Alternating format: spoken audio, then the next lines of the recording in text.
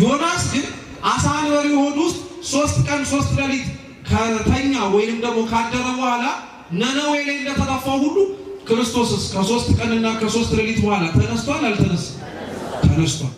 አይገርማችሁ? ሰው እግዚአብሔርን ሳያውቀው የእግዚአብሔርን ስራ ሲያውቀው ነው። አሁን እኛ እግዚአብሔርን እናውቀዋለን ብለን ስራውን ግን አናውቀው። በስመ አብ ወወልድ ወመንፈስ ቅዱስ አሐዱ አምላክ አሜን። በስመ አብ ወወልድ ወመንፈስ ቅዱስ አሐዱ አምላክ አሜን።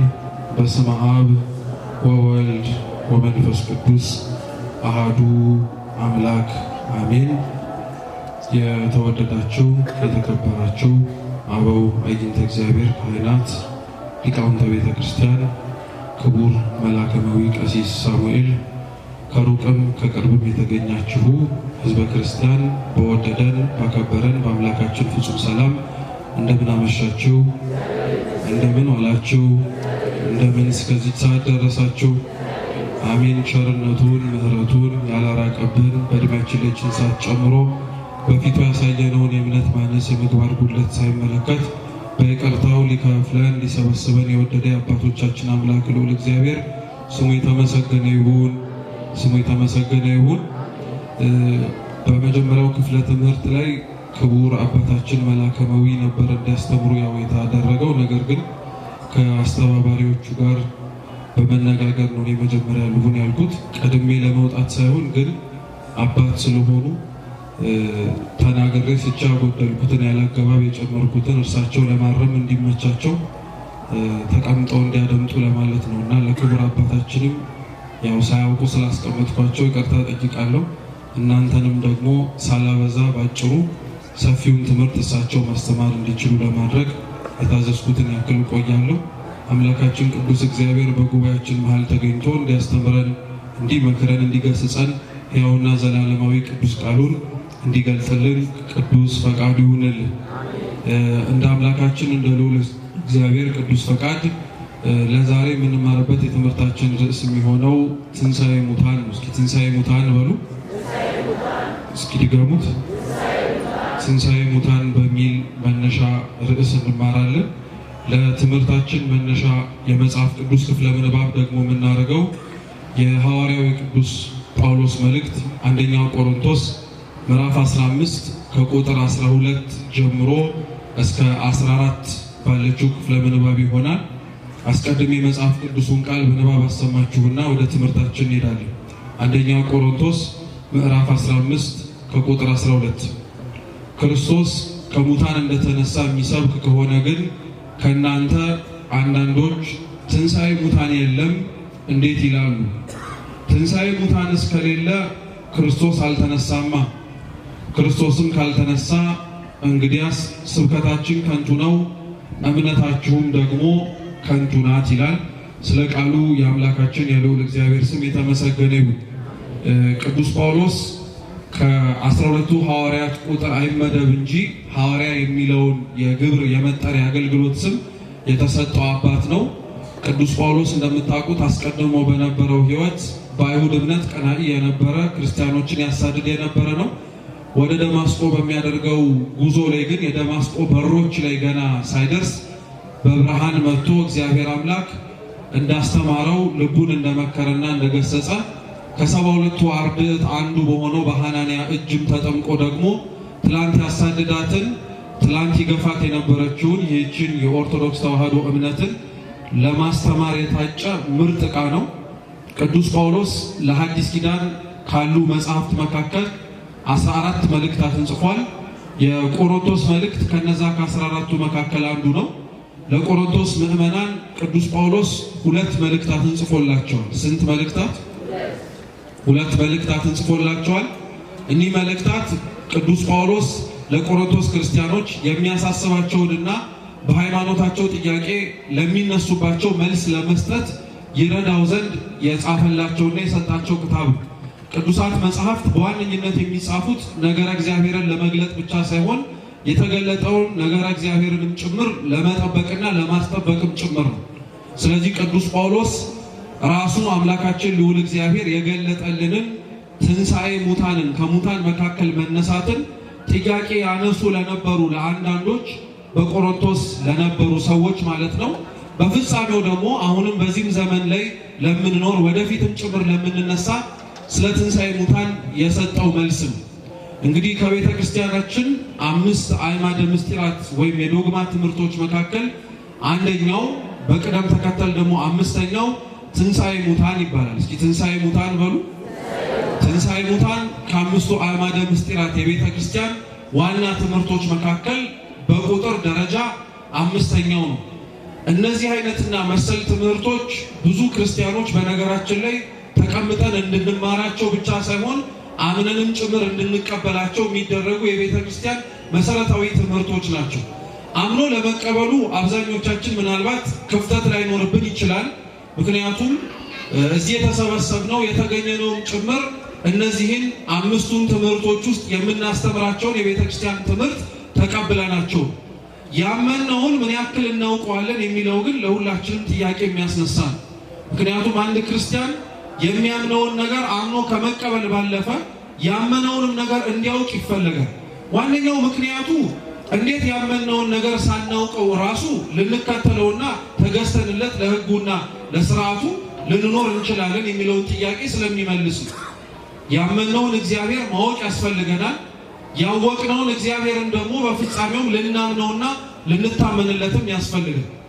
እነዚህ የዶግማ ትምህርቶች ብዙ ክርስቲያኖች ተቀምጠን እንድንማራቸው ሲነገረንም የምንሸሻቸው ናቸው።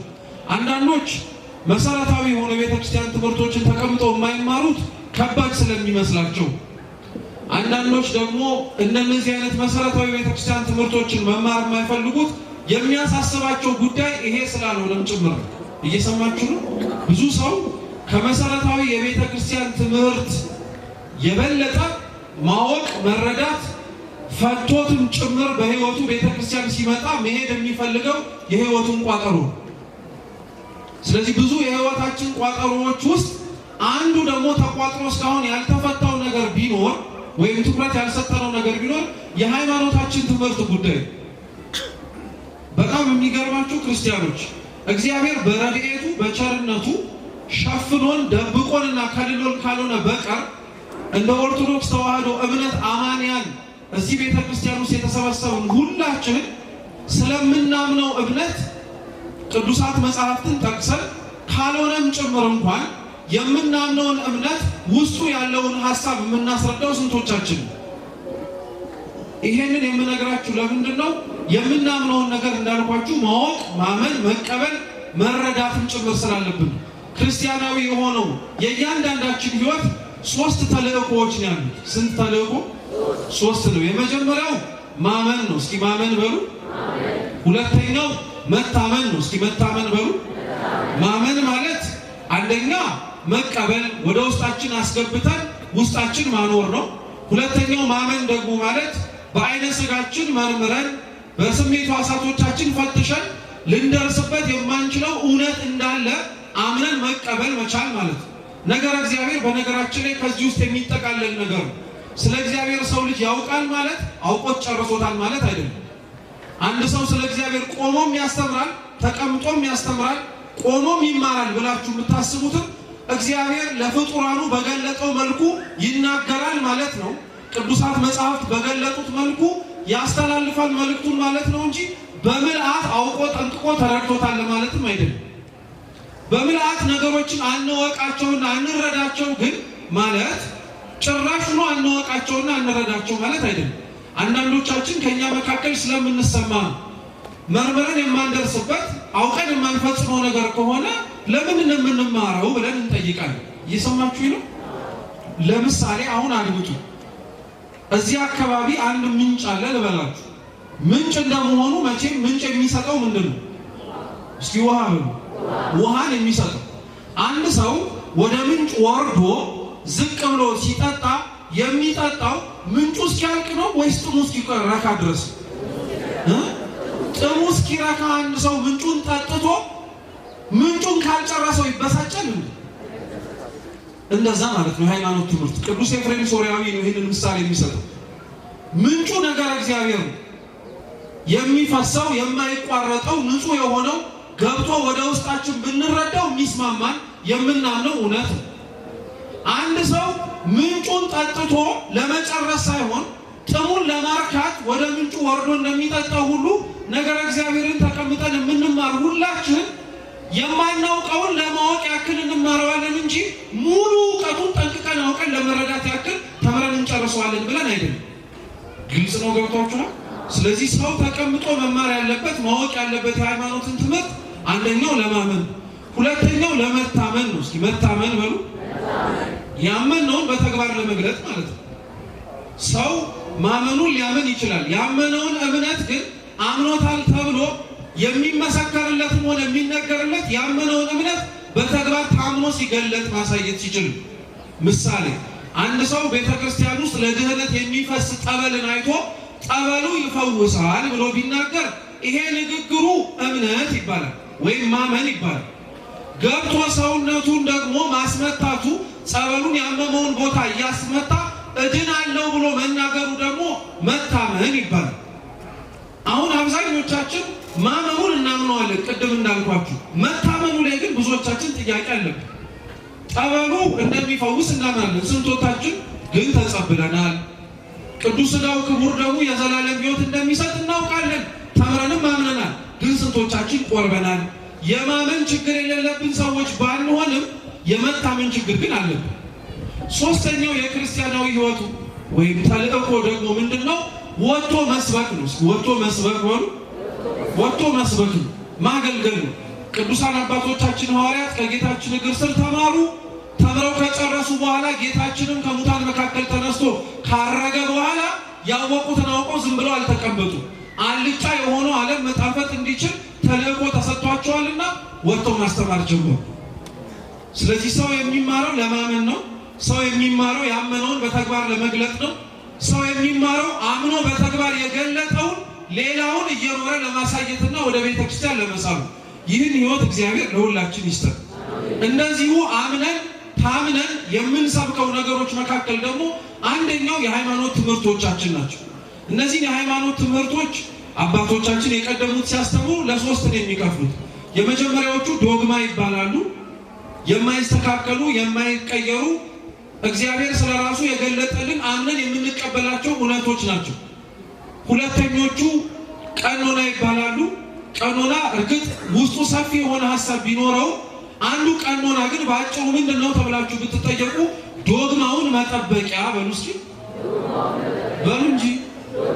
አዎ ቀኖና ዶግማውን መጠበቂያ ነው። የማይስተካከለውን ሊስተካከል የማይችለውን ከእግዚአብሔር የተቀበልነውን እውነት የምንጠብቀው በቀኖናው በስርዓቱ።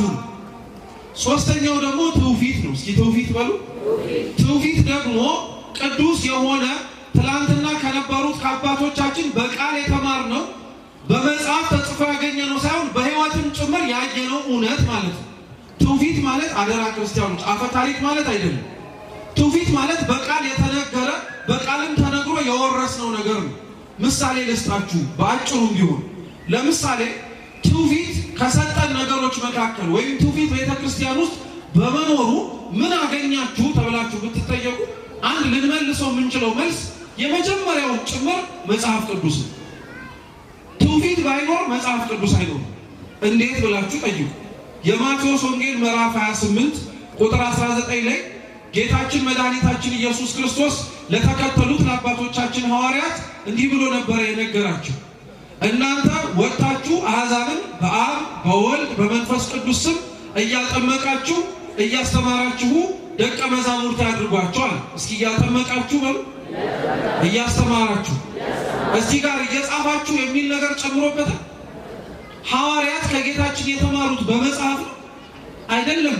በመጽሐፍ እኮ አይደለም የተማሩት ሐዋርያት አባቶቻችን ከክርስቶስ ሐዋርያት የተማሩት ከንግግሩ፣ ከአኗኗሩ፣ ከመውጣት ከመግባቱ፣ ከእያንዳንዱ ነገር ስራውን የተማሩት። ስለዚህ ከኔ የተማራችሁትን ይዛችኋልና ወጣችሁ አሕዛብን እያጠመቃችሁ እያስተማራችሁ ደቀ መዛሙርት ያድርጓቸዋል፣ እየጻፋችኋል። ስለ ጌታችን ስለ ኢየሱስ ክርስቶስ ሐዋርያት አባቶቻችን ጽፈውልን የምናገኘው እንኳን ወንጌል አይገርማችሁ? እነሱ በአይነ ስጋቸው አይተውት ኋላ ላይ የጻፉት ነው እንጂ እግሩን እየተከተሉት ልክ ነገስታት እየተከተሉ እንደሚጽፉት እንደ ዜና መዋዕል ጸሐፊዎች አይደለም። ከጌታችን እርገት በኋላ ነው ቅዱሳት መጻሕፍት የተጻፉት። እርሱንም ያላመኑትን ለማሳመን አምነው አስተምረው ሐዋርያት የሄዱባቸው ቦታዎች ላይ ደግሞ ተመልሰው ሐዋርያት ባለመምጣታቸው ምክንያት ወደ ቀደመው ልማዳቸው የተማሩትን ትምህርት እየረሱ ያስቸግሩ ለነበሩ ሰዎች ማስተማሪያና ማጽኛ የተማሩትን እንዳይረሱ ማስታወሻ ነበር። እየሰማችሁ እንጂ ዋነኛው ዓላማው እሱ አልነበር። ኖሮ አሳያቸው፣ እነሱም እየኖሩ ማሳየት ጀመሩ። እነሱ ከክርስቶስ ያዩት ያልተጻፈ ትውፊት ነው። እየሰማችሁ ያልተጻፈ ነገር ነው ያዩት። አረማመዱን፣ አስተሳሰቡን፣ አነጋገሩን፣ አካሄዱን፣ አሰራሩን ሁሉንም ተመለከቱት። መጀመሪያ ያልጻፉትን መጀመሪያ በልባቸው ሰሌዳ ላይ ያስቀመጡት። ልክ ያልጻፉትንና የተማሩትን እውነት ለሌላው ማድረስ ኃላፊነት ደረጃ ላይ ሲደርሱ ግን ሳይጻፍ ያገኙትን ትውፊት ጽፈው ለእኛ ትውፊትን ሰጡ። ያልተጻፈው ትውፊት ሲጻፍ ነው መጽሐፍ ቅዱስ የተባለ። ትውፊት ባይኖር መጽሐፍ ቅዱስም ጭምር አይኖርም ነበር የሚሉት መምህራነ ቤተክርስቲያን። ለዛ እኛ ለትምህርታችን ዛሬ መርጠን የምንማርበት ዋነኛው አስኳላችን ከአምስቱ አዕማድ ምስጢራት መካከል ከሚባሉት መካከል አንዱ የሆነው ትንሣኤ ሙታን ነው። ይህ ትምህርት አንደኛ ክርስቲያኖች አምነን የምንቀበለው ነው። የምናሻሽለው፣ የምናስተካክለው፣ የምንለውጠው በእኛ አስተሳሰብና አመለካከት ሊሆን ይችላል አይችልም የምንለው ነገር አይደለም። ምስጢራቱ በጥቅሉ አምስቱ አዕማደ ምስጢራት የሚባሉት ማለትም ምስጢረ ሥላሴ፣ እስኪ ምስጢረ ሥላሴ በሉ፣ ምስጢረ ሥጋዌ በሉ፣ ምስጢረ ጥምቀት በሉ እንጂ ምስጢረ ቁርባን በሉ፣ ምስጢረ ትንሣኤ ሙታን በሉ። እነዚህ አምስቱ አዕማደ ምስጢራት አባቶቻችን ለማስተማር እንዲመች በሁለት ይከፍሏቸዋል። እነዚህ አምስቱ የምናምናቸውና የምንሳተፋቸው ምስጢራት ናቸው ተብሎ ይነገራል። እስኪ የምናምናቸው በሉ፣ የምንሳተፋቸው በሉ። አሁን ምስጢረ ሥላሴ የምንሳተፈው ምስጢር ሳይሆን ምን የምናደርገው ምስጢር ነው። የምናምነው ምስጢር ነው። መጀመሪያ የምናምነው ምስጢር ነው። ይህ ምስጢር ምስጢረ ሥጋዌም የምናምነው፣ ምስጢረ ጥምቀት የምናምነው ብቻ ሳይሆን ምን የምናደርገው ጭምር የምንሳተፈው፣ ምስጢረ ቁርባንም የምናምነው ብቻ አይደለም ምን የምናደርገው ጭምር የምንሳተፈው ነው። ትንሣኤ ሙታንም ተመሳሳይ ነው። የምናምነው ብቻ ሳይሆን ምን የምናደርገው ነው የምንሳተፈው። እንግዲህ ጥምቀትን አምነን ተሳትፈናል በ40 በ80 ቀናችን። ቁርባኑን አምነን ተሳትፈናል በ40 በ80 ቀን ብቻ ሳይሆን ከዛም በኋላ ንስሐ እየገባን እንደ ንስሐ አባቶቻችን መመሪያ እንደ እግዚአብሔር ፈቃድ ተቀብለን። ትንሣኤ ሙታን ግን አምነነው እስካሁን ድረስ ያልተፈጸመ ምስጢር ቢኖር እርሱ ነው። ቤተ ክርስቲያን ስለ ትንሣኤ ሙታን የምታስተምረው ሙታን ይነሳሉ ብላ የምትሰብከው ክርስቲያኖች ደብረ ዘይት ሲመጣ ወይም ደግሞ የዓመቱ መጨረሻ የሆኑት የመዝጊያ ቀናቶች ወርሃ ጳጉሜን ሲመጣ ብቻ አይደለም። ቤተ ክርስቲያን ስለ ደብረ ዘይት ምስጢር፣ ስለ ጳጉሜ ምስጢር ስለሆነው ስለ ሙታን መነሳት የማታስተምርበት ዕለት የለም።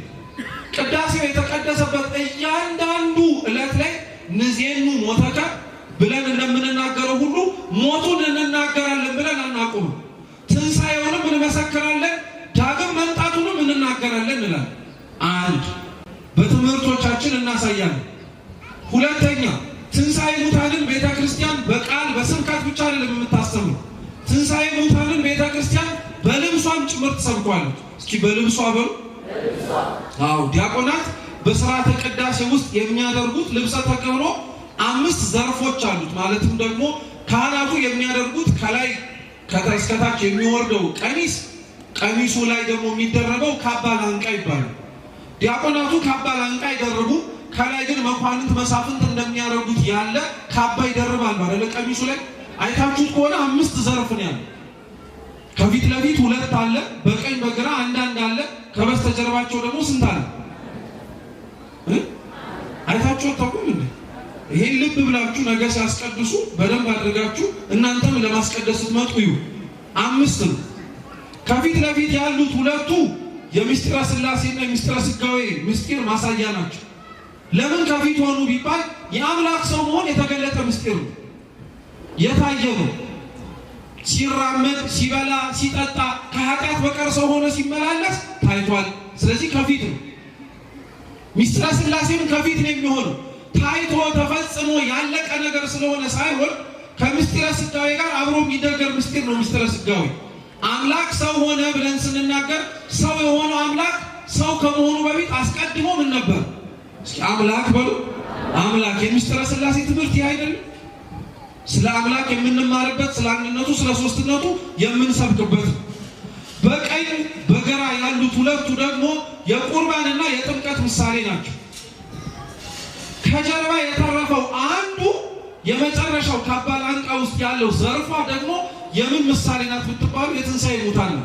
ለምን ብትሉ የዛች በጀርባ ያለችው የወረደችው አንዲትን ዘርፍ ጭንቅላታችሁን አዙራችሁ እንዲህ ብላችሁ ማየት ትችላላችሁ።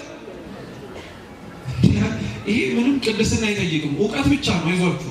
ከጀርባ ያለውን አንዲቷን የተረፈችዋን ዘርፍ ልክ ከፊት እና ከቀኝ ከግራ እንዳሉት ወደ ኋላ ብትዞሩ ማየት ትችላላችሁ። እማታዩት ነገር ግን እንዳለ አምናችሁ የምትቀበሉት ያቺ ዘርፍ የትንሣኤ ሙታን ምሳሌ ነው። በልብሷ ተሰብከዋለች ማለት ነው። ዘወትር በቅዳሴዋ ወንጌል ከመነበቡ በፊትም ተሰብከዋለች። እነሱ ወመኑ እስመ ቀርበት መንግስተ ሰማያት ይእቲ፣ መንግስተ ሰማያት ቀርባለችና ንስሐ ግቡ። ልብ ብላችሁ ስሙ። ይሄ ገርማችኋል እንዴ? ስለ አምላካችን መምጣት፣ ስለ አምላካችን ከሙታን መካከል መነሳት፣ እኛም ደግሞ ወደ አምላካችን መሄድ እየቀኑ በየሰዓቱ በየዕለቱ የምንሰብከው ስብከት ደግሞ የአባታችን ሆይ ጸሎታችን። እስኪ አባታችን ሆይ በሉ። ከዛስ እስኪ ድገሙት። የትኛው መንግስቱ ነው እንድትመጣ የምትለምኑት? ዳግም ምጽአትን እኮ ነው እየተማጸናችሁ ያላችሁ። መንግስት ትምጣ የምትሉት እኮ እሷን ነው። በላይ በሰማያት ያለችው አንተ የምትመሰገንባት፣ አንተ ገዢ ሆነ የምትኖርባት፣ እኛም ለመኖር የምንናፍቃት ያቺ መንግስት ትምጣ። እሷ ካልመጣች በቀር እኛ ወደ ምን ስለማንሄድ፣ ወደዛች መንግስት ስለማንሄድ። አምላክ በመጀመሪያ ሰው የሆነው እኛን የተዋረድነውን ለማንሳት ነው። ይሄ የመጀመሪያው ምጽአቱ ነው።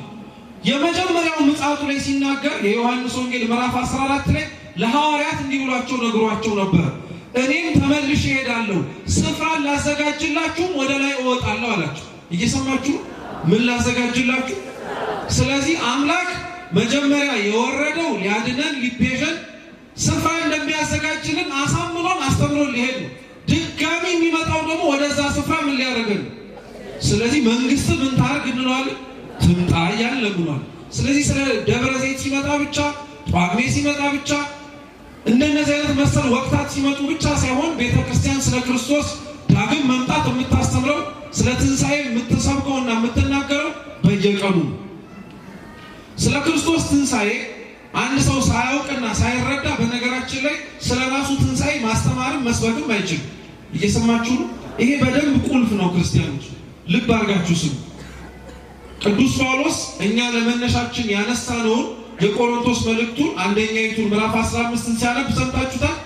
ክርስቶስ ከሙታን መካከል ካልተነሳ ስብከታችን ከንቱ ነው ብሎ የተናገረው። ቀጥሎም ደግሞ በአንዱ በሰው ወደ ምድር ሞት እንደመጣ ሁሉ እንዲሁ በሰው ደግሞ ሕይወትን እንዳገኘንም ጭምር ይናገራል። ቤተ ክርስቲያን ስለ ሰው ልጆች ዳግም መምጣት ስትናገር አብራ አስቀድማ የምትናገረው ስለ ክርስቶስ ከሙታን መካከል መነሳት ነው። ይህንን ሰው በጥቂቱም እንኳን ሳያውቀውና ሳይረዳው ስለ ራሱ ሙታን መነሳት ምክንያት ቢነገረው ቢሰበክ ላያምንና ላይቀበል ይችላል። ሲነበብም ሰምታችሁታል። እንዴት ትንሣኤ ሙታን የለም ትላላችሁ? ክርስቶስ ተነስቶ ብሏል ጳውሎስ የተናገረው። መጀመሪያ ቁልፉ እኛ ከሙታን እንነሳለን ከማለታችን በፊት ማን ከሙታን መካከል ተነስቷል ብሎ መናገር። እስቲ ክርስቶስ በሉ። ክርስቶስ ነው። ይህ አይነቱን ደግሞ ክርስቶስ ከሙታን መካከል እንደሚነሳ አስቀድሞ ከመነሳቱ በፊት በብዙ መልኩ አስተምሯል። ይህንንስ ማወቅ ለምን ይጠቅመናል ብላችሁ መጠየቃችሁም አይቀርም። ልብ ብላችሁ ስሙ። አምላካችን ልዑል እግዚአብሔር የሰው ልጆችን ወዶና ፈቅዶ ስለሚያደርግላቸው ማናቸው ክፉም ሆነ ደግ ነገር ያ ነገር ከመምጣቱ አስቀድሞ ክፉም ሆነ ደግ ነገር እንዲዘጋጁ አስቀድሞ ይናገራል። ይሄ የአምላካችን የአሰራሩ መንገዱ። አምላካችን ሰው ሆኖ ወደዚህ ምድር ከመምጣቱ በፊት ሰው እንደሚሆን እንደተናገረው ሁሉ በብሉይ ኪዳን ባሉት መጽሐፍቶቻችንም ከሙታን መካከል ከመነሳቱ አስቀድሞ እርሱ ራሱ ከሙታን መካከል እንደሚነሳ ተናግሯል። አንደኛ ምሳሌ ልንገራችሁ። ታስታውሳላችሁ? አብርሃም የሚባል የእግዚአብሔር ደግ የሆነ ባለሟሉ በርጅናው ዘመን የወለደው የመጨረሻው ከአንዲቱ ከሳራ ያገኘው ልጅ ነበር፣ ይስሐቅ ይባላል። ይስሐቅን አምላካችን ልዑል እግዚአብሔር ለአብርሃም እንዲሰዋለት ነገሩ። አብርሃም አላንገራገረም። ያላንገራገረበትን ነገር ግን ልብ ብላችሁ ስሙ። አብርሃም ይስሐቅን ሰዋልኝ ብሎ ሲነግረው ሆነ ሲያዘው በይስሐቅ ውስጥ ዘሩን እንደ ሰማይ ከዋክብትና እንደ ምድር አሸዋ እንደሚያበዛለት ነግሮት ዘሩን እንደ ሰማይ ከዋክብት እንደ ምድር አሸዋ የሚያበዛበትን ብቸኛውንና የመጀመሪያውን የመጨረሻውን ምክንያት ነው አርደህ ስጠኝ። አብርሃም አላንገራገርም። እምነቱን አድንቁት ማለት ነው። ወስደህብኝ እንዴት ታበዛኛለህ አላለው። ነጥቀኸኝ እንዴት ታርቀህ ታበረክተኛለህ አላለው። እግዚአብሔር ስጡኝ ሲል መስጠት ነው በቃ። ትናንትና የገባውን ቃል ኪዳን አይረሳውም እርሱ። አብርሃም አላንገራገርም፣ እሺ ብሎ ሰጠው። ይኖርባት ከነበረችው ከከነዓን ልጁን ይሰዋበት ወደ ነበረው ወደ ሞሪያ ተራራ 3 ቀን ነበር የሚፈጀው። ስንት ቀን? 3 ቀን። እግዚአብሔር ልጅህን ስጠኝ ካለበት ቀን ቅጽበት አንስቶ እንጨት በአህያ አሸክሞ 2 ሎሌዎች ይዞ ራሱና ልጁ ሆነው ሲሄዱ በአብርሃም ሕሊና ይስሐቅ የሞተውና ታርዶ ለእግዚአብሔር መስዋዕት የተሰጠው ተራራው ጫፍ ላይ ሲደርሱ አይደለም፣ ከቤቱ ሲነሳ። እግዚአብሔር መስዋዕታችሁን የሚቀበለው ክርስቲያኖች እዚህ ስትመጡ አይደለም፣ ይዛችሁት ከየት ገና መነሳት ስትጀምሩ ከዛ ነው። ቁርጥ ሕሊና ነው ያለ እግዚአብሔር። ተሸክመን ማምጣታችንን ብቻ አይደለም፣ በምን አይነት መንገድ እንደምንሰጠው መድኃኒዓለም ይመረምራል። አብርሃም ልጁን አርዶ በልቡናው ሰሌዳ ላይ መስዋዕት አድርጎ ሰጥቶታል። ድርጊቱ ብቻ ነው የቀረው። ምንም ጥርጥር የለውም ያንን እንደሚያደርገው። ሰው ልቡ ከቆረጠ ተግባሩ ያን ያክል አይቸገርም። እኛ ተግባሩ የሚቸግረን መናችን መቁረጥ ስለከበደው ልባችን እኮ እንደ አፋችን ልባችን መቁረጥ አልቻለም። ስለዚህ ተግባሩ ይከብደን። አብርሃም ልጁን ይዞ ሄደ። ሎሌዎቹን ከታች አስቀመጠ። ልጁን ይዞ ወደ ላይ ወጣ። ታሪኩን ለማሳጠር ድንጋይ ረብርቦ እንጨቱን ዘርዝሮ በደንብ አድርጎ ልጁን አስቀምጦ ሊሰዋው ሲል እግዚአብሔር ተዋል። መታዘዝህን እስከዚህ ጥግ ለኔ አይደለም ሲካስህ ለነበረው ለሰይጣንም አስመስክራል። ታሪክህን ለሚያነቡ ለኔና ለእናንተም ጭምር የአብርሃምን ታዛዥነት እስከዚህ ድረስ እንደሆነ አይተነው። የአብርሃም ልጁን ሳይሰዋ በልጁ ፋንታ በዕፀ ሳቤቅ የታሰረ ከእህቱም ግንድ የተገኘበት ግን አርዶ ወረደ። ይሄ የይስሐቅና የአብርሃም እቺ ታሪክ ብዙ ምስጢር ያላት ነው። አንደኛው በይስሐቅ ፋንታ ያበግ መታረዱ በእኛና በአዳም ልጆች ፋንታ ክርስቶስ ለእኛ ዋጋ ተገብቶ ለመቤዡ ምሳሌ ነው። ዘማሪው ትዝ ይላችኋል። በይስሐቅ ፋንታ ኢየሱስ ታረደ፣ ኢየሱስ ታረደ ሲል ይሄ ቆኖ ታሪክ ግን ገብቶን እንዘምሮ ይሁን አይገርማችሁም? ሃይማኖት ማወቅ ያስፈልጋል የሚባለው ለዚህ የምንዘምረውን የምናደርገውን ነገር በሙሉ ጠንቅቀን መረዳት አለብን። ቅዱስ ጳውሎስ ግን ምን ይላል መሰላችሁ? የዕብራውያን መልእክቱ ምዕራፍ 11 ቁጥር 19 ላይ በይስሐቅ ዘር ይጠራልሃል የተባለለት እርሱ አንድ ልጁን አቀረበ። እስቲ እግዚአብሔር በሉ ሁላችሁ። እግዚአብሔር ከሙታን ሊያነሳው እንደሚችል አስቧልና። አይገርማችሁ? አብርሃም ልጁን እሺ ብሎ የሰጠው ቃል ኪዳኑን የማይረሳው እግዚአብሔር ልጁን ቢገለው እንኳን ምን እንደሚያደርገው አምኖ ይኸው ትንሣኤ ሙታን አሁን አይደለም የተጀመረው ያኔም ነበረ ያለ ቅዱስ ጳውሎስ እየተናገረ ነው። ሌላ ምሳሌ አንድ እንጨምር ነገሩን ለማጽናት ከብዙ በጥቂቱ ታስታውሳላችሁ። ደግሞ የሆነ ትንቢተ ዮናስ ምዕራፍ 3 ቁጥር 5 ላይ ዮናስ ተሳፍሮባት ይሄድባት ከነበረችው ወደ ተርሴስ የኮበለለባት መርከብ ላይ እግዚአብሔር አምላክ ማዕበሉን ነፋሱን አነሳ። ቅዱስ ዮሐንስ አፈወርቅ በጣም የሚገርማችሁ ምን ይላል መሰላችሁ? ተሳፍሮ ዮናስ የሄድባት የነበረችው መርከብ ላይ የተነሳው ነፋስ እንዴት ሊያስደነግጥ ይችላል ይላል። ምክንያቱም መርከብ ላይ የተሳፈረ ሰው በሙሉ ወደደም ጠላም የሆነ ጊዜ ላይ ነፋስ መነሳቱ አይቀርም አይደለም? አይቀርም። ያ ሊቀ ሐመሩ ዮናስ የተሳፈረባትን መርከብ ያስተዳድራት የነበረው ያ መሪ ግን ነፋሱ የሰውና የተፈጥሮ ሲሆን የእግዚአብሔር እንደሆነ ያውቅ ነበር ይላል። አይገርማችሁ?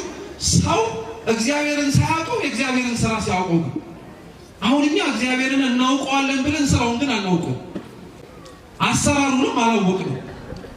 ዮናስ በእንዲህ አይነት መልኩ የተሳፈረባት መርከብ ዮናስ ግን አሳ አንበሪ ሆድ ውስጥ 3 ቀን 3 ሌሊት ከተኛ ወይም ደግሞ ካደረ በኋላ ነነዌ ላይ እንደተጠፋው ሁሉ ክርስቶስስ ከ3 ቀንና ከ3 ሌሊት በኋላ ተነስቷል አልተነሳም? ተነስቷል። ስለሱ ትንሣኤ በዮናስ፣ ስለሱ ትንሣኤ በይስሐቅ፣ ስለሱ ትንሣኤ በእነ ኢዮብ በእያንዳንዱ አባቶቻችን ውስጥ አስተምሯል። ይሄ ቅድመ ዝግጅት ነበር። ነገሩ ሲሆን እንዴት ሆነ? እንደ እንግዳ ደራሽ እንደ ውሃ ፈሳሽ እንዳልመጣ ለማጠየቅ በዚህ መነሻነት የሚመለከቱት አበው ናቸው። ይሄን ሁሉ ሲያደርግ የነበረው አምላካችን ልዑል እግዚአብሔር በፍጻሜው ደግሞ ሰው ሆኖ መከራን ተቀብሎ ስለኛ ሲል ማድረግ የሚጠበቅበትን ነገር በሙሉ አደረገ። ያንን አድርጎ ግን ጌታችን ኢየሱስ ክርስቶስ የእኛን ክብር ለማሳየት ሕይወቱን በመስጠት ብቻ አላቆመም። ከኛ የነሳውን ሥጋ እንደዚሁ ሁሉ መከራ እንደተቀበለበት ሁሉ ከኛ የነሳውን ሥጋ ደግሞ ድጋሚ ይዞት ተነስቷል። ይሄ የሰው ልጅ ክብሩን የሚያጠይቅ ሰው ፈርሶ በስብሶ የአፈር እራት ሆኖ እንደማይቀር በኋላ እግዚአብሔር አምላክ እርሱ በራሱ ስልጣን እንደተነሳ እኛም በሱ ስልጣን እንደምንነሳ ማሳያና ማስተማሪያ ነበር። ይሄ የጌታችን ትንሣኤ ነው። አምላካችን ኢየሱስ ክርስቶስ ለምን ተነሳ ተብሎ ደግሞ ይጠየቃል። ይሄን የምነግራችሁ ክርስቲያኖች ይሄ በሙሉ ነጥቦች ናቸው እኛ ጋር ስለ ዳግም ምጽአት የምናነሳቸው። እግዚአብሔር የተነሳው አንደኛ በእርሱ ሕይወት ስለነበረችን የሉቃስ ወንጌል ምዕራፍ 24 ቁጥር 5 ላይ ሕያዋንን ከሙታን መካከል ለምን ትፈልጉታላችሁ ብሎ ክርስቶስ ተናግሯል። እስኪ ሕያዋንን በሉ። አዎ ሕይወት ሰጪውን እንዴት ከሙታን መካከል ትፈልጉታላችኋል? ክርስቶስ ከሙታን የተነሳው ሞዋቲ ሳይሆን ምናዊ እንደሆነ እንድናቀው፣ ሕያዋን ሕይወት ሰጪ እንደሆነ እንድናቀው። ሁለተኛው ጌታችን ኢየሱስ ክርስቶስ ለምን ተነሳ ቢባል መለኮታዊ ባህሪው ከሥጋ ባህሪው እንዳልተለየ ለማመላከት ነው። ስሙ ቅዱስ ጳውሎስ የኤፌሶን መልእክቱ ምዕራፍ 4 ቁጥር 10 ላይ እንዲህ ይላል፣ ይህ የወረደው ሁሉን ይሞላ ዘንድ ከሰማያት ሁሉ በላይ የመጣው ደግሞ ይህ ነው ይላል። እየሰማችሁ ልድገምላችሁ። ይህ የወረደው ሰው የሆነው ማለት ነው። ሁሉን ይሞላ ዘንድ ከሰማያት ሁሉ በላይ ደግሞ የመጣው ይሄው ራሱ ነው አለ። የሞተው ከሙታን መካከል የተነሳው በላይ ደግሞ ከአብ ከመንፈስ ቅዱስ ጋር የሚሰለሰው የሚቀደሰው እርሱ ራሱ ነው አለ። ጌታችን ሞቶ የተነሳው እርሱ አምላክ እንደሆነ እንድናውቀው ነው ማለት ነው። ሌሎቹም ብናይ ትንቢቱ እንዲፈጸም ደቀ መዛሙርቱን ለማጽናናት እነዚህ አይነትና መሰል ብዙ ምክንያቶችን አምላካችን ስላሰበልን ስላደረገልን ከሙታን መካከል ተነስቷል። ዛሬ ቤተክርስቲያን በዚህ ሐሳብ መነሻነት ነው ስለ ትንሣኤ ሙታን የምታስተምረው። የጌታችን የኢየሱስ ክርስቶስ ትንሣኤ እንግዲህ እንደምታውቁት ተፈጽሟል። ከሙታን መካከል ተነስቷል። ከሙታን መካከል መነሳት ብቻ ሳይሆን አርጓልም ጭምር። አሁን በዛሬቱ ዕለት ላይ ደግሞ የምንመለከተውና ቤተክርስቲያንን የምታስተምረው ይህንን ሳምንት ዳግም ስለመምጣቱ። እስኪ ዳግም ምጽአት በሉ። ምጽአት መምጣት ከሆነ ዳግም ሁለተኛ ከሆነ ሁለተኛ መምጣት ማለት ነው። እግዚአብሔር የመጀመሪያው አመጣጡ ምራቅ እየተተፋበት ማረፊያ አጥቶ የከብቶች ግርግም ተጥሎ የሚጠቀለልበት ጨርቅ አጥቶ በበለስ ቅጠል ተሸፍኖ እንደ ማንኛውም ሰው በምድር ላይ እንደሚመላለስ አሳዳጆች ቢነሱበት እንደ ስዱዳን እየተሰደደ ራበኝ ብሎ የእናቱን ጡት እየፈለገ እየጠባ በእንዲህ አይነት መልኩ የተገለጠ ነበር የመጀመሪያው አመጣጡ። ከኃጢአት በቀር ፍጹም ሰው ሆኖ እግዚአብሔር አምላክ ታይቷል እዚች ምድር ላይ። ሁለተኛው አመጣጡ ዳግም ምጽአት ብለን ዛሬ እና ሳምንቱን ቤተክርስቲያን የምታስተምረው ግን እንዲህ አይነቱን አይደለም። ትላንትና በከብቶች ግርግም ተጥሎ ያያችሁት ክርስቶስ ዛሬ ሲመጣ ግን በዙፋኑ ላይ ተቀምጦ ነው። ትላንትና ሲሰደድ ማንም አብሮት ከተወሰኑት ከእናቱ ከሰሎሜ ከዮሴፍ ከዛች አህያና ከመልአኩ ውጭ ማንም አልነበረም። አሁን ዛሬ ክርስቶስ ይመጣባታል የምትባለው ቀን ላይ ግን ዘመድ አልባ ሆኖ የሚመጣ እንዳይመስላችሁ በግራው በቀኙ ለቁጥር የሚያዳግቱ ቁጥራቸውን እሱ ብቻ የሚያውቃቸው እልፍ አእላፋት ወትርፊተ አእላፋት ከዛም በላይ የሆኑ መላእክትን ይዞ ነው የሚመጣው። ዘመድ አልባው ክርስቶስ ተመልሶ ሲመጣ ከዘመዶቹ ጋር ነው የሚመጣው። ቦታ የሌለው ክርስቶስ ተመልሶ ሲመጣ መንግስቱን ይዞ ነው የሚመጣው። የተገፋው ክርስቶስ ተመልሶ ሲመጣ ኃጥአንን ሊገፋ ነው የሚመጣው። የተሰደደው ክርስቶስ ተመልሶ ሲመጣ የተሰደዱትን ጻድቃንን ሊያቀርብ ሲያሳድዱ የነበሩትን ኃጢአተኞችን ሊያርቅ ነው የሚመጣው። ይሄኛው አመጣጡን ነው ቤተክርስቲያን ዛሬ የምታስተምረው። ይሄንን የትንሣኤን ሙታንን ነገር የኛን መነሳት ማለት ነው ከጌታችን ከኢየሱስ ክርስቶስ መነሳት ጋር በትንሹ ተመልከቱት። ጌታችን ታስታውሱ እንደሆነ ሞቼ እነሳለሁ እያለ ያስተምር ነበር፣ ይናገር ነበር እና አንዱ ጌታችን ኢየሱስ ክርስቶስ ከሙታን ለመነሳቱ እርሱ አይደለም መነሳቱ አይደለም። ልብ ብላችሁ ስሙ። እውነት እንደሚነሳ ግን ማረጋገጫ የነበረው የሰቀሉት ሰዎች ፍርሃት ነበር።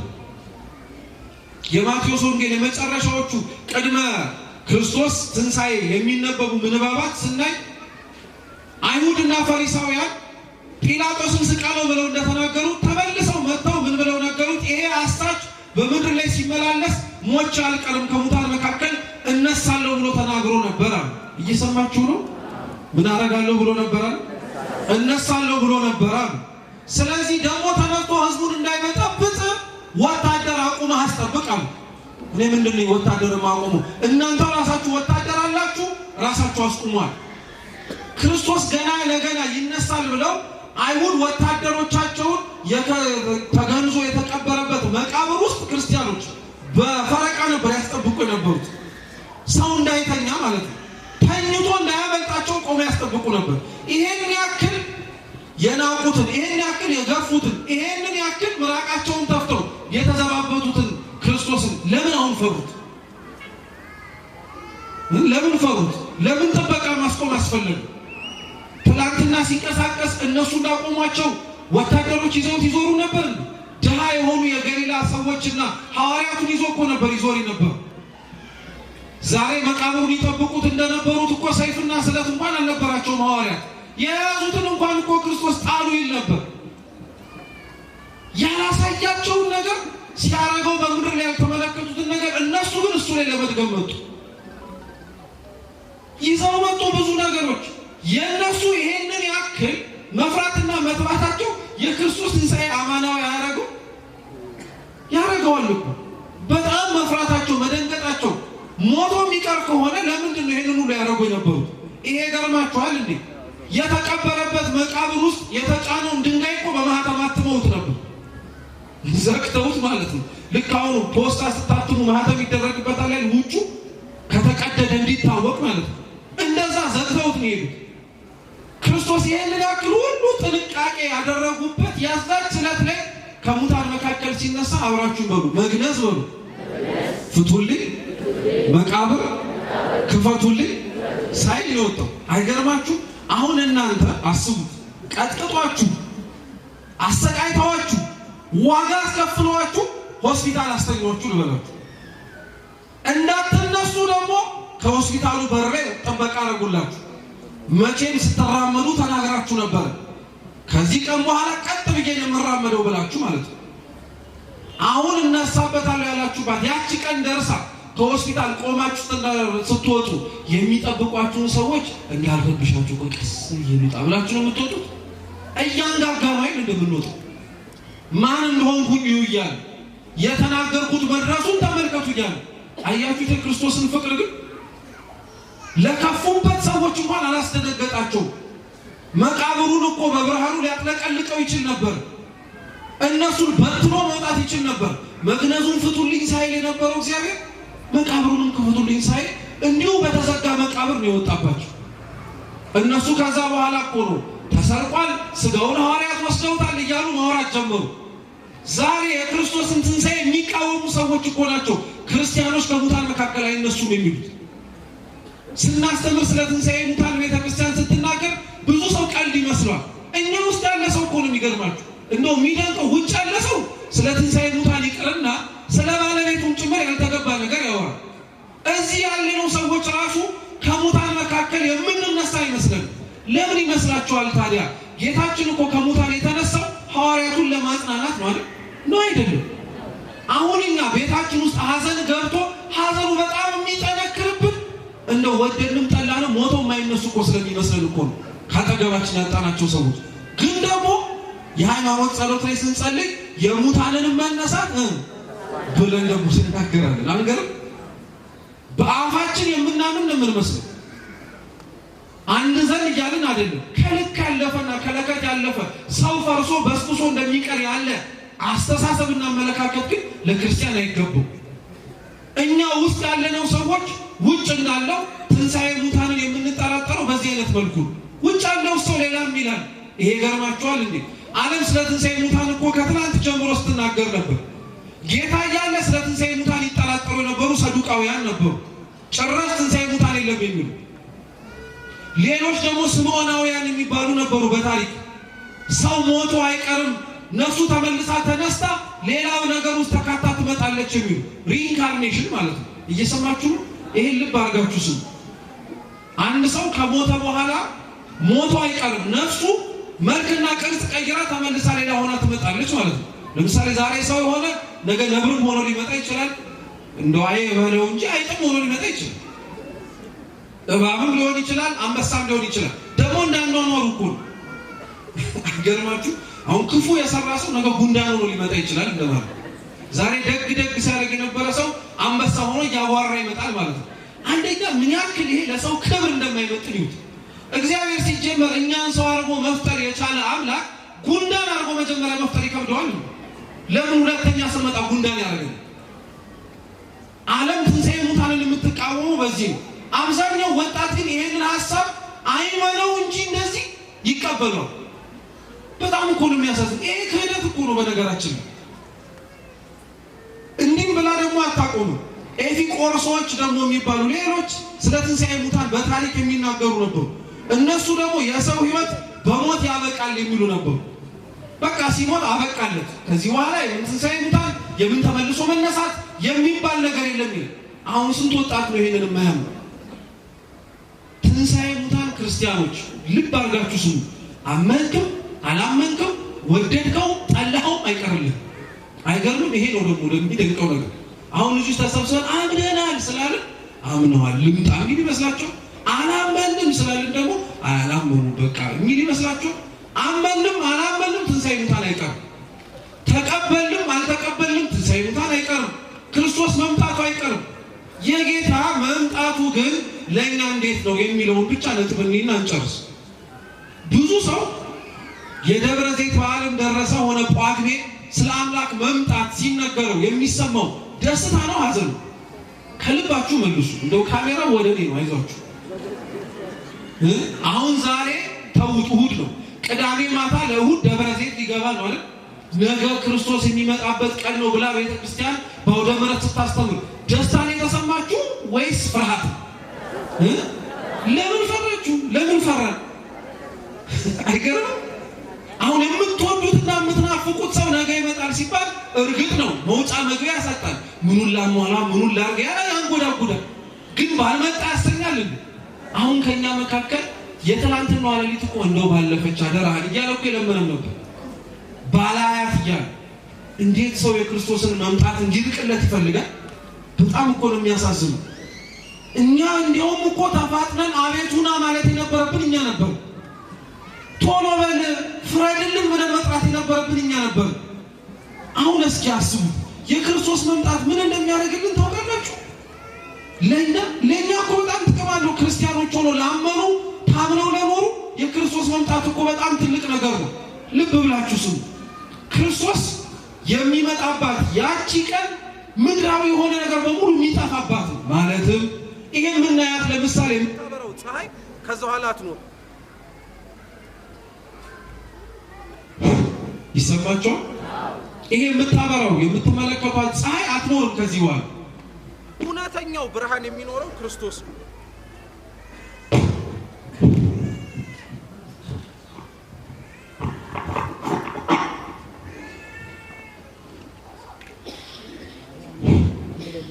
ይሰማል? እኔ ያዘው ደረበ አይጉዳችሁ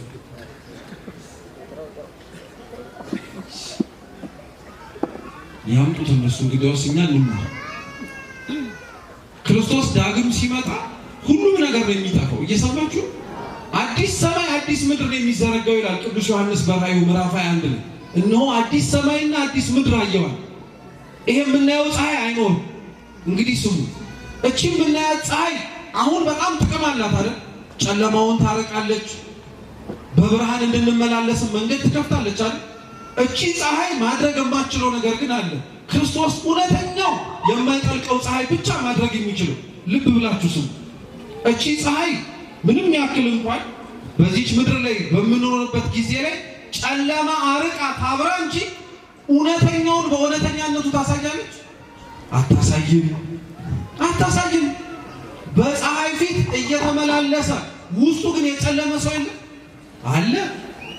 በሰው ፊት እየታየ ጻድቅ እየመሰለ በእግዚአብሔር ግን የተጠላና የተናቀ የለም አለ። እቺ ፀሐይ አያችሁ ይሄን ትሸፍናለች። ክርስቶስ ግን ሲመጣ የሚሸፈን እንዳይመስል። እውነተኛው ፀሐይ ሲመጣ ተራራው እንደ ተራራነቱ፣ ሸለቆ እንደ ሸለቆነቱ ይታያል።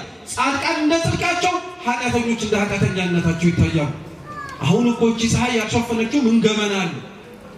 ቆመን እንራመድ እንጂ እኮ አማናዊው ፀሐይ ጽድቅ ኢየሱስ ክርስቶስ ወጥቶ አብርቶ የሚያሳየው ስንት ክፋት አለ፣ ስንት ጽድቅ አለ። ይህቺን ዕለትማ ምንናፍቃት እውነተኞቹ ተራራ እንደሆኑ እውነተኞቹ ከፍ እንዳሉ የሚታዩባት ዕለት ናት። እቺን ቀን እንናፍቃታለን። እቺ ቀን ላይ ክርስቶስ ሊያረጋት የሚችለው እቺ ነው። ይሄ ቀን እውነት የሚያስፈራ ነው ስትሉ ግን እውነት አይደለም። ክርስቶስ የሚገርማችሁ ስለ እርሱ መምጣት ሲያስተምር ካስተማረባቸው ምሳሌዎች መካከል አንዱ ሰርግ ቤት ነው። እስኪ ሰርግ ቤት በሉ። ትዝ ይላችኋል? ዛሬ የሚነበበው በቅዳሴ የማቴዎስ ወንጌል ምዕራፍ 24 ቁጥር 1 ነው። እሱ ነው የተነበበው አይደለም? በምስጢር ግን ምዕራፍ 25ም ተመሳሳይ ነው። ስለ 10 ቆነጃጅት፣ ስለ አንድ ባለጸጋ እና 3 ሎሌዎቹ መክሊት ስለሰጣቸውና በፍጻሜው ፍየሎቹን በግራ በጎቹን በቀኙ ስለማቆሙ ነው ማቴዎስ 25 በሙሉ የሚያስተምረው። የዳግም ምጽአት ትምህርት ነው አብዛኞቹ። የ10 ቆነጃጅት ታሪክ ትዝ ይላችኋል? 10 ቆነጃጅት ነበሩ ደናግላን፣ 5ቱ ጎበዝ 5ቱ ሰነፍ። ዘይትና መብራታቸውን ይዘው ይጠብቁ ነበር የሙሽራውን መምጣት። እየሰማችሁ ነው? የሙሽራውን መምጣት። ሙሽራውን በመጣበት ጊዜ ላይ ምን አሉ? ሙሽራው መጥቷልና ወጣችሁ ተቀበሉ የሚል ድምፅ ሰምቶ። አሁን ይሄን ድምፅ በነገራችን ላይ ቤተ ክርስቲያን ለባለ ትዳሮች ትዘምረዋለች። ታውቃላችሁ? ሙሽራው መጥቷልና ወጣችሁ ተቀበሉ ማለት መጻ መራዊ ፍስሐ ለኩሉ ማለት። ሙሽራው ሌሊት እንዲመጣ የሚደረገው ክርስቶስ የሚመጣባት ቀን የማትታወቅ ሌሊት ስለሆነች ለክርስቶስ መምጣት የሚዘመረው መዝሙር ሙሽሮች ወደ ቤተ ክርስቲያን ሲመጡ ይነገርላቸዋል። ግን የትኛው በሙሽራ መምጣት ላይ የሚያዝነው ሰው? አሁን ቤተሰብም የሚድረውን ልጁን ይዞ ቤተ መቅደስ እየመጣ ካህናት ወጥተው መጻ መራዊ ፍስሐ ለኩሉ ሲል ስቅስቅ ብሎ እያለቀሰ ጉድ በላቸው ይላል ቤተሰብ። እልል ነው አይደል የሚለው? እና ታዲያ ለምንድን ነው እውነተኛው ሙሽራ ክርስቶስ ሲመጣ የምንጨነቀው? እኛ እንደዚህ አይነት ስለሆንን እኮ ነው። 5ቱ ዘይትና መብራታቸው የተስማማላቸው ሰርግ ቤት ገቧል። ሰርግ ቤቱ የክርስቶስ መንግስት እኮ ነው። ክርስቲያኖች ክርስቶስ መንግስቱን ሲያስተምር ስለ ጭንቁ፣ ስለ መከራው፣ ስለ ምልክቱ፣ ስለ ብዙ ነገር ሰው ትኩረት አድርጎ የረሳው አንድ ነገር ግን ቢኖር የክርስቶስ ቤት ሰርግ ቤት እንደሆነ ነው። ደስ ብሎ የምንናፍቀው ቦታ ነው መምጣቱ። አሁን አለመታደል ሆኖ እኛ እየፈራን እየተንቀጠቀጥን ያለነው ስራችን የማያስቀርብ ስለሆነብን። ሰው የዘራውን ነው በዛች ዕለት ላይ የሚያጭደው። ሐዋርያው ተናግሯል። ዛሬ የዘራናት ነገ ሲመጣ የሚያሳቅፈን ስለሆነ አትምጣ የምንለው ለዛ ነው። ግን አልነውም አላለውም ይቀራል አይቀርም። ደግሞ ሌላ ልገራችሁ፣ ያ እስኪመጣ ድረስ ያቺ ዕለት መጣ ክርስቶስ በዙፋኑ ወርዶ እስከሚፈርድ ድረስ እኛስ የምንቆይ ይመስላችኋል? አንቆይም። የክርስቲያን ምጽአቱ ሞቱ ነዋ። ሲሞት ከክርስቶስ ወንበር ዙፋን ፊት ይቆማል። የዛን ጊዜ ምን ልንል ነው? በጣም እኮ ነው የምንገርመው። አሁን የሰው ፊት አይተን እንደምንሸማቀቀው የእግዚአብሔር ፊት ያስፈራን ይሆን? አይ እኛ እሱን ፊትማ ከናቅነው ሰነበትን እኮ። ሰው ላይ እንዴት አድርገን እንደምንጨነቅ፣ መጣ ብለን እንዴት እንደምንቀጠቀጥ፣ ባለቤቱ መጣ አልመጣ አይ እሱ ተወው እያልን እኮ ነው ይኖር ነው። ያኔ ግን አንላት። ያኔ እንታያለን። ምጽአታችን ሞት ሳይቀድመን ነው እኛ መዘጋጀት ያለብን። ስለ ክርስቶስ ምጽአት ትላንትና ሌሊት ሙሉ ቆማ ቤተክርስቲያን ስታስተምር ከቆመው ሰዎች ከኛ መካከል ስለ ሞቱ ትዝ ያለው ሰው አለ? ትዝ ይበላችሁ እንጂ ክርስቲያኖች ማንም ሳይሞት እኮችን መንግስት ያወርሳት። ማንም ሳይሞት ወደ እግዚአብሔር መንግስት አይገባም። እንኳን እኛ ይቅርና የሞትን ጽዋ ያልቀመሱት አባቶቻችን በብሔረ ሕያዋን ያሉ እናቶቻችን ራሱ የክርስቶስን መንግስት የሚወርሱት እርሱን የሚመስለውን ሞት ተሳትፈው። ጳውሎስ ሐዋርያው ለዛ ነው ሮሜ መልእክቱ ምዕራፍ 6 ላይ እንዲህ አለ፣ እርሱን በሚመስል ሞት አብረነው ከሞትን እርሱን በሚመስል ትንሣኤ አብረን እንሳተፋለን አለ። ሳይሞት የሚነሳ የለም። ሳይሞት የእግዚአብሔር መንግስት የሚወርስ የለም። ትላንትና ዛሬ ስለሞቱ ዛሬ ማን ያሰባል? በጣም የሚገርሙ እሱንም ያዙልኝ። ሶስተኛ ይህች ቀን የፍርድ ቀን ናት። የምን ቀን አልኳችሁ? የፍርድ ቀን ናት። ፍርድ ከባድ ነገር ነው። ያረጋችሁትን የምታስታውሱበት ቀን ነው። ዛሬ እኮ ያረግነውን ረስተነዋል አይደል? ቅዱስ ጳውሎስ አሁን ሐዋርያው እንዲህ ይላል፣ ዛሬ በድንግዝግዝ ያለዋል። እስኪ በድንግዝግዝ በሉ እንጂ ነገ ግን ጥርት ብሎ መለከታለሁ አለ። ዛሬ ብዙ ነገር ረስተነዋል አይደል? ማረጋችንን ጻድቅ መስለን ነጠላችንን አጣፍተን ደጀ ቤተክርስቲያን ስመን ገባን። ያለፈውም አልፏል ብለን እሱ ፊት ስንቆም ግን በድንግዝግዝ ማየት የለም፣ ግልጥ ብሎ እናየዋለን ስራችን። ያ ፍርድን አስባችሁታል እንዴት እንደሚያስጨንቅ? እኛ በዚች ምድር ላይ ስንት ያጎደልነው ፍርድ እንኳን ማረግ ተገብቶን ያላደረግነው። ክርስቶስ ፍርዱን አያጓድልም፣ ያሳያል። ፍርድ ደግሞ በጣም ከባድ ነገር ነው። እኛ በምድር እንኳን ስናደርገው እንዴት ቀላል እኮ እንዳልሆነ። ፍርድ ከምታዩት ነገር ይልቅ ያላያችሁት ነገርም እኮ ታሳቢነት አለ። አንድ ልጅ ነው ይባላል እና አንድ ሰውዬ አህያውን ይዞ እየሄደ መንገድ ወደ ገበያ፣ እየሰማችሁ ነው፣ ወደ ገበያ እየሄደ አህያይቱን ይዞ መንገድ ላይ ሲሄድ በጣም ደከመውና ከጥላ ዛፍ አገኘና ቋጥሮ በገመድ አርቆ አሰራትና አህያይቱን እሱ ተኝ። ብዙ ማጥቆ ስላላሰራት አህያይቱ ፈታችና ጠፋች። ሲነሳ ሰውየው ውዋል፣ አህያዬ ጠፋች፣ ደግሞ ያዘለችውም ደግሞ ሩዝ አለ፣ በቃ ሁሉንም ነገር ተሰርቃለሁ ብሎ ጮኸ።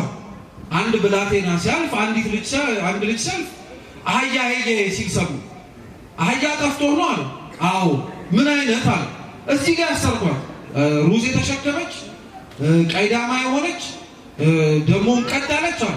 አዎ እሱ አህያ አላየኋትም አለ። እየሰማችሁ አላየኋትም አለ። ሰውየው በጣም ተናደደ። እንዴት ሳታያት እንዲህ እርግጥ ሆነ ትናገራለህ አለና ዳኛ ጋር ወሰዱ። ያየኸውን ተናገራ። ሩዝ የተሸከመች ቀይዳማ የሆነች ቀይ የሆነች አህያ አላየሁም እኮ ናት እኮ የጠፋችው እኔ አላየኋትም። እና እንዴት ነው ይህን ሁሉ ነገር ያወቅከው? እኔ በመንገዴ ስመጣ ኮቴ አየዋል። ምን አየሁ? ኮቴውን ሳይ የአህያ እንደሆነ አወቅኳል። እየሰማችሁ የአህያ እንደሆነ አወቅኳል። ደግሞ ኮቴውን እየሄድኩኝ ስመለከተው ደግሞ በአንድ በኩል በቀኝ በኩል ጥሩ ትረግጣለች፣ በግራ በኩል ግን ምንም አትረግጥም። ስለዚህ አንካሳ ናት ብዬ አሰብኳል። እየሰማችሁ በቀኝ በኩል ያለው ሳር በሙሉ ታጭዷል፣ በግራ በኩል ያለው ሳር ግን ነው ማለት፣ ስለዚህ እውር ናት ማለት ነው አልኩኝ። ደግሞ ስትሄድ ሩዝ እየተንጠባጠበ ከኮቴዋ ጋር ስለነበረ ይሄን ሁሉ ጨመኩኝና ቀይዳማ የሆነች ሩዝ የተሸከመች ቀጥ ያለች አህያ ጠፋብህ ነው ብዬ ተናገርኩኝ። አያችሁት? ግን ሰውየው ገና ለገና ይሄንን ደረሰ ብሎ ሊያስፈርድበት ነበር። ፍርድ እንዴት ከባድ እንደሆነ አያችሁት? እግዚአብሔር ዘንድ ግን ሁሉ ነገር ቀላል። እንኳን እንዲህ የተሰወረው ኩላሊትና ልብ ያመላለሰውንም አውቆ ያን ጊዜ ይናገራል እግዚአብሔር። እቺ ቀን ላይ ፍርዳችንን ለመቀበል የምንቆምባት ነው። ያ ሊያስፈራ ይችላል፣ ሊያስደነግጥ ይችላል። አሁን እንኳን እግዚአብሔር ፊት ስንቆም እንዲህ ዝም ካለን ያኔ ግን ዝም አይልም አለኮ። ምስባኩ ሲሰበክ አልሰማችሁ? መዝሙር 49 እግዚአብሔር ሰግሃደ ይመጽእ፣ እግዚአብሔር በግልጽ ይመጣል። ወአምላከነ ይያረምም፣ ዝም አይልም። እሳት ይነድድም ቅርቤው፣ እሳትም በፊቱ ይነዳል። እግዚአብሔር እንደሆኑ ዝም አይልም። ዳግም ሲመጣ ይናገራል። እሳት አይደለሱ ሸክላ ከሆንን አሊያም ደግሞ ወርቅ ከሆንን ያኔ ነው የምንታየው። ሁለተኛ ጢሞቴዎስ ምዕራፍ 2 ቁጥር 20 ላይ ቅዱስ ጳውሎስ ይናገራል። እሳት ሸክላንም ሲነካው ወርቅንም ሲነካው የተለያየ ነገር ነው። ወርቅን እሳት ሲነካው ይበልጥ ያጠራዋል። ሸክላን እሳት በጣም ሲመታው ምን ያደርገዋል? ይሰነጥቀዋል፣ ይሰብረዋል።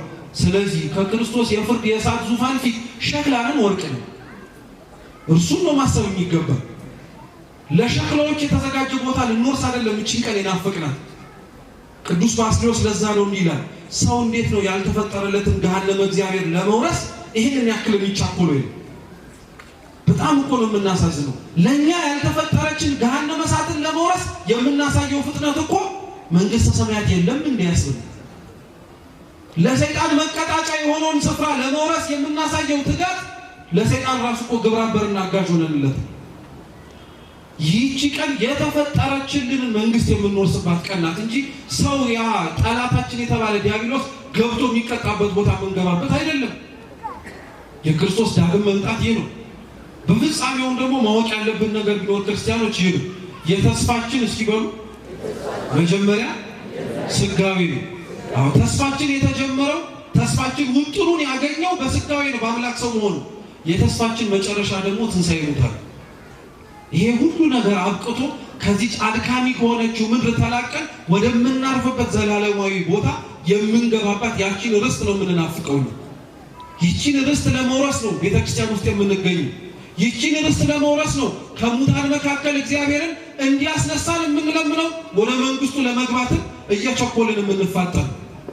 ስለዚህ ክርስቲያኖች እባካችሁ እንዲህ አይነትና ወቅታተ ቤተክርስቲያን ላይ ቁጭ ብለን ስናስብ ወቅታቱ መጥተው የሚሄዱባቸው ዕለታት ብቻ እናስብ።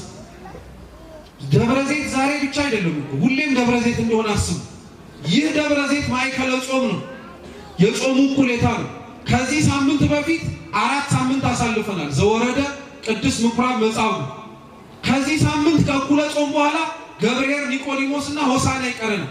ሊቃውንት እንዲህ ብለው ይናገራል። ይቺን ብቻ ተናግረን እንጨርስ። ከደብረ ዘይት በፊት ያሉ ነገሮች በሙሉ ሰው ከትንሣኤ ሙታን ያለውን ህይወት የሚያሳዩ ናቸው ይላል። እየሰማችሁ? ሰው ሙቶ ሳይነሳ በፊት ያለውን ነገር በሙሉ ያሳያል። እንዴት? ዘወረደ፣ መውረድ፣ መውጣት፣ መድከም ከትንሣኤ በፊት ያለ ነገር ነው። ስለ ቅድስና ዋጋ መክፈል ከትንሣኤ በፊት ያለ ነገር ነው። ሰውነትን ማንጻት ከትንሣኤ በፊት ያለ ነገር ነው። መታመም፣ በበሽታ መሰቃየት ከትንሣኤ በፊት ያለ ነገር ነው። ከደብረ ዘይት ከእኩለ ጾም በኋላ ግን ያለው ምንድን ነው? ገብርኄር ነው፣ ዋጋህን የምትቀበልበት። ኒቆዲሞስ ነው፣ ከክርስቶስ ጋር መስቀሉ ስር የምትገኝበት ነው። ሆሳዕና ነው፣ አምላክህን መስለህ ልትድን ወደ ቤተ እግዚአብሔር ወደ ኢየሩሳሌም የምትገባባት ዕለት ነው። እንዲሁ እንደ ዋዛ ቀናችን እንዳያልፍ ክርስቲያኖች አንድ ቀን አለመኖር አለ። አንድ ቀን የእግዚአብሔርን ዙፋን ሳትፈልጉ ፊቱ መቆም አለ። ስለዚህ ፈልገነው ደጁ ያቆመን አምላክ ዳግም ፊቱን ደግሞ ፈልገን ለማየት የሚያስፈልገንን የጽድቅ ስራ ለመስራት እግዚአብሔር ይርዳን፣ ይፍቀድልን። ያስተማረን የመከረን አምላካችን ስሙ የተመሰገነ ይሁን። ከሙታን መካከል ተነስተን በቀኙ ለመቆም ያብቃን። በጎደለው በነጠበው በተቀመጡት በክቡር አባታችን በመላከ መዊ በሊቃውንተ ቤተክርስቲያን የሚታረም ይሁን። ወስብሐት ለእግዚአብሔር።